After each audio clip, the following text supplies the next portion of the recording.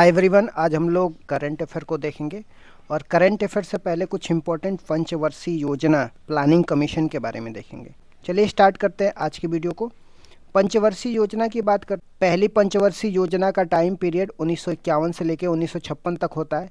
इसकी शुरुआत 1 अप्रैल 1951 में होता है। ये किस मॉडल पे आधारित था? हेराल्ड डोमर मॉडल पे आधारित था। इसका प्रारूप तैयार किसने किया था? के.एन. राज ने किया था।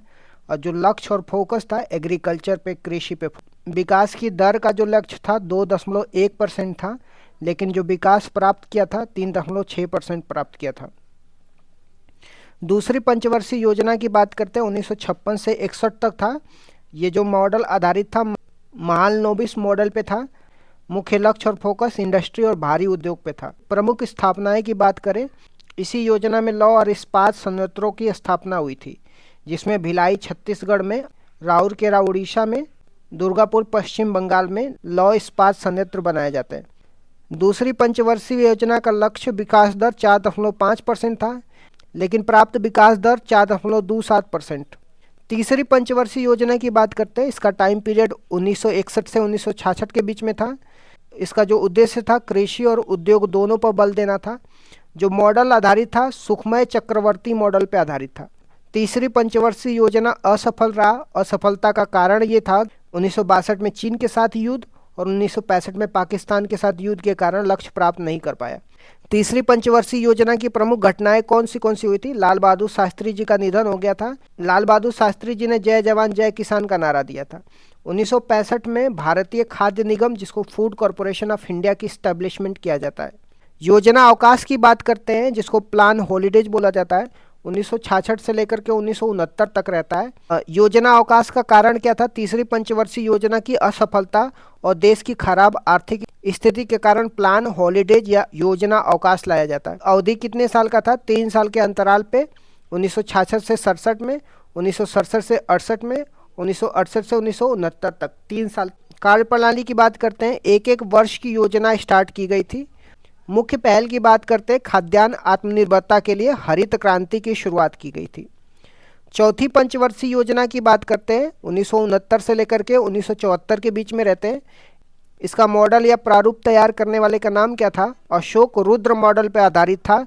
डी.आर. गाडगिल द्वारा इसका प्रारूप तैयार किया गया। लक्ष्य और उद्देश्य की बात करते हैं, स्थिरता के साथ आर्थिक विकास और आत्मनिर्भरता को बढ़ावा देना था। लक्ष्य विकास दर कितना था? 5.5% से लेकर के 5.7%, लेकिन प्राप्त विकास दर 3.3% था। प्रमुख घटनाएं की बात करते हैं, 1971 में भारत पाकिस्तान के बीच में युद्ध होता है। 1974 में पहला परमाणु परीक्षण, जिसका नाम ऑपरेशन स्माइलिंग बुद्धा होता है, पोखरण राजस्थान में। 1969 में 14 बैंकों का राष्ट्रीयकरण किया जाता है। तो ये प्रमुख घटनाएं होती है चौथी पंचवर्षीय योजना में। पांचवी पंचवर्षीय योजना की बात करते हैं, 1974 से 1978 के बीच में रहती है।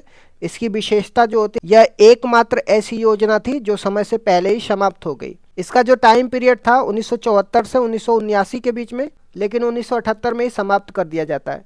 इसका जो मॉडल था पीपी धर मॉडल पे आधारित था। इसका जो मुख्य लक्ष्य था गरीबी उन्मूलन, पॉवर्टी इराडिकेशन था। जो लक्ष्य विकास दर था 4.4% का, प्राप्त विकास दर 4.8% था। अनवरत योजना की बात करते हैं, जिसको रोलिंग प्लान के नाम से जाना जाता है, 1978 से 1980 के बीच में रहता है। इसमें मुख्य पृष्ठभूमि की बात करते हैं, सरकार में बदलाव हो जाता है। इंदिरा गांधी की सरकार गिर जाती है, मोरारजी देसाई के नेतृत्व में जनता पार्टी की सरकार बन के आती है। विश्व में जनक की बात कर डॉक्टर गुरनार मिडल, जिनकी पुस्तक का नाम एशियन ड्रामा में उल्लेखित किया गया। भारत में लागू करने वाले कौन थे? लकड़वाला थे। ठीक, इसका जो टाइम पीरियड था, अवधि था, 2 साल तक चला था। 1978 से लेकर के 1979 तक, 1979 से लेकर 80 तक। छठी पंचवर्षीय योजना 1980 से 85 के बीच में रहते हैं। और इसका जो मॉडल था आगत निर्गत मॉडल, जिसको इनपुट आउटपुट मॉडल के नाम से जाना जाता है। उद्देश्य क्या था? रोजगार सृजन करना और गरीबी उन्मूलन करना। प्रमुख घटनाएं जो छठवीं पंचवर्षीय योजना में हुई थी, नाबार्ड की स्टेब्लिशमेंट किया जाता है 1982 में। नाबार्ड का फुल फॉर्म क्या होता है? National bank for agriculture and rural development होता है। 6 और बैंकों का राष्ट्रीयकरण किया जाता है 1980 में। और इंदिरा गांधी जी का निधन भी होता है 1984 में। ऑपरेशन ब्लू स्टार चलाया जाता है गोल्डन टेम्पल अमृतसर में, जब कुछ आतंकवादी घुस जाते हैं उनको निकालने के लिए। 1984 में ऑपरेशन मेघदूत चलाया जाता है सियाचिन पर भारत का कब्जा करने के लिए। सातवीं पंचवर्षीय योजना 1985 से 1990 के बीच में होता है। इसका लक्ष्य क्या होता है? आधुनिकीकरण के साथ सामाजिक न्याय। और प्रसिद्ध नारा जो दिया था, रोटी रोजी और उत्पादकता, इसका प्रमुख नारा था। लक्ष्य की विकास दर 5% था और प्राप्त विकास दर 6% था। प्रमुख घटना की बात करते हैं, 1988 में सेबी का एस्टेब्लिशमेंट किया जाता है। सेबी का फुल फॉर्म भी ध्यान रखना है, security and exchange board of India बोलते हैं। योजना अवकाश, जिसको प्लान हॉलीडेज बोला जाता है, 1990 से 92 तक चलता है, 2 साल तक। कारण क्या था प्लान हॉलीडेज का? 1991 में भारत की विदेशी मुद्रा भंडार का संकट आ गया था। मुख्य पहल कौन सी चलाई गई थी? 1991 में नई आर्थिक नीति, जिसको न्यू इकोनॉमिक पॉलिसी बोलते हैं, जिसे एलपीजी रिफॉर्म के नाम से भी जाना जाता है, इसको भी अपनाया जाता है। उस समय पीबी नरसिम्हा राव प्रधानमंत्री थे और डॉक्टर मनमोहन सिंह क्या वित्त मंत्री थे। उस समय पीबी नरसिम्हा राव प्रधानमंत्री थे, डॉक्टर मनमोहन सिंह वित्त मंत्री थे। एलपीजी का फुल फॉर्म क्या है? लिबरलाइजेशन, प्राइवेटाइजेशन एंड ग्लोबलाइजेशन है, ये भी ध्यान रखिएगा। आठवीं पंचवर्षीय योजना की बात करते हैं, 1992 से 1997 के बीच में रहता है। किसके मॉडल पे आधारित था? जॉन डब्ल्यू मिलर मॉडल पे आधारित था।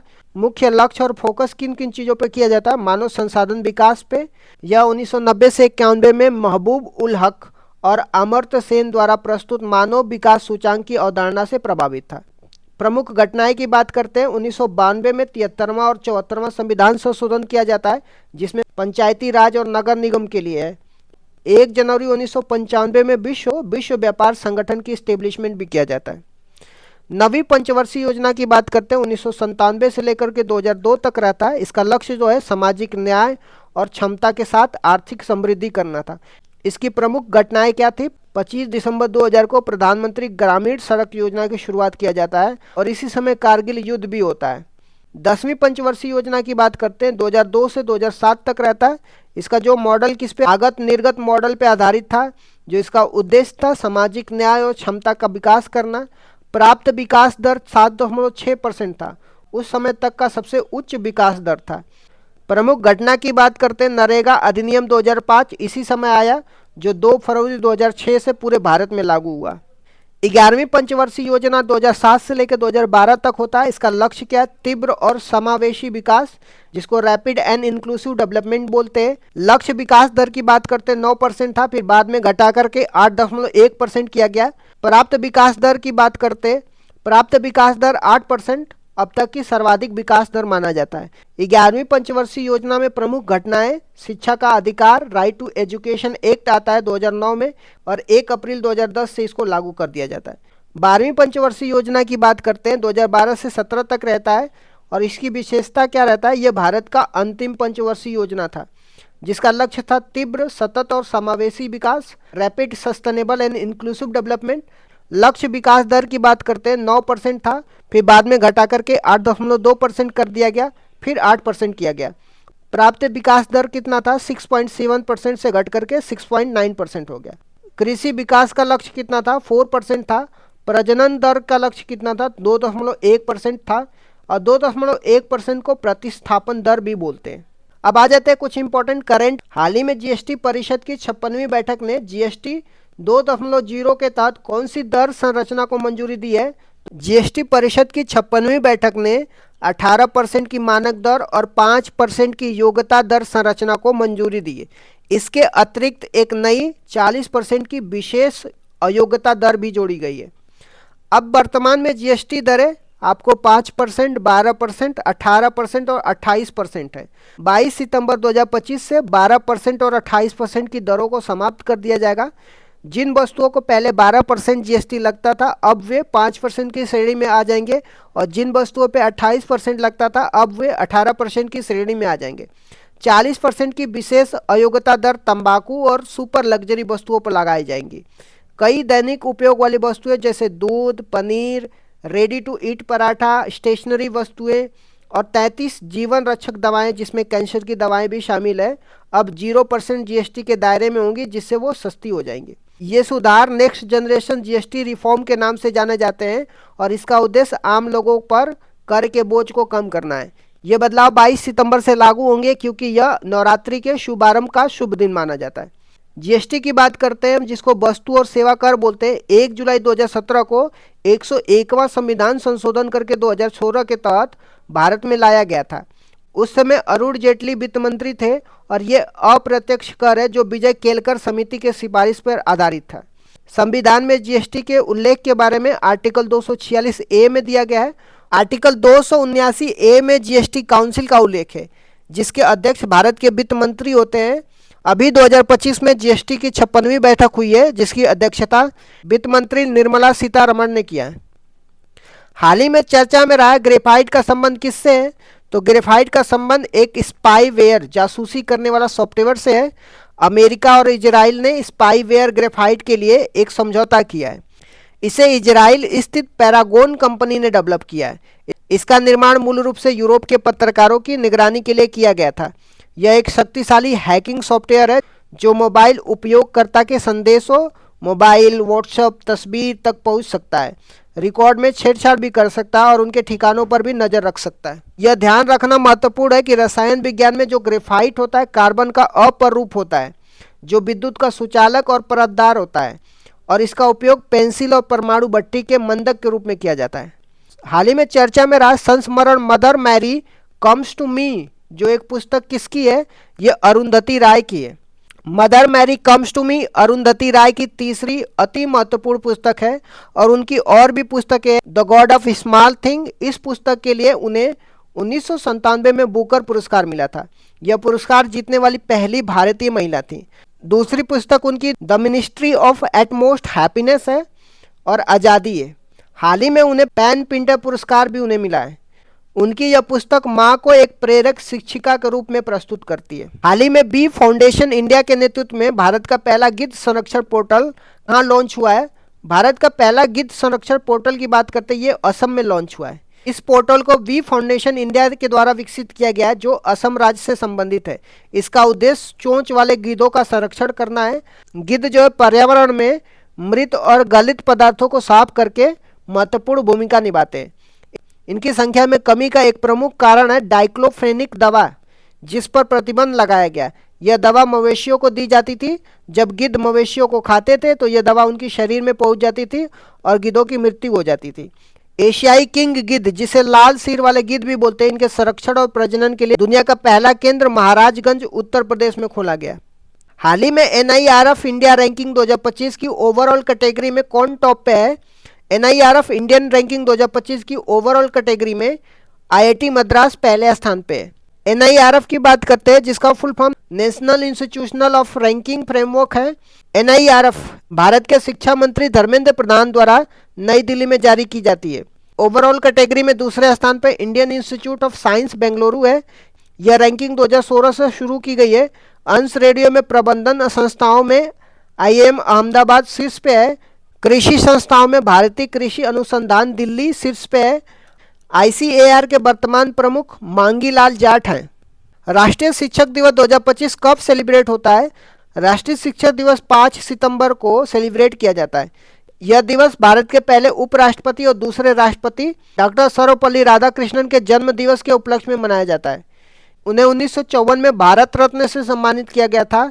यह उन 3 व्यक्तियों में से एक थे जिन्हें पहली बार यह पुरस्कार मिला था। इनके साथ सी राजगोपालचारी, CV रमन को भी मिला था।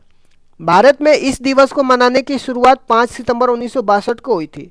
विश्व शिक्षक दिवस की बात करते हैं, 5 अक्टूबर को मनाया जाता है।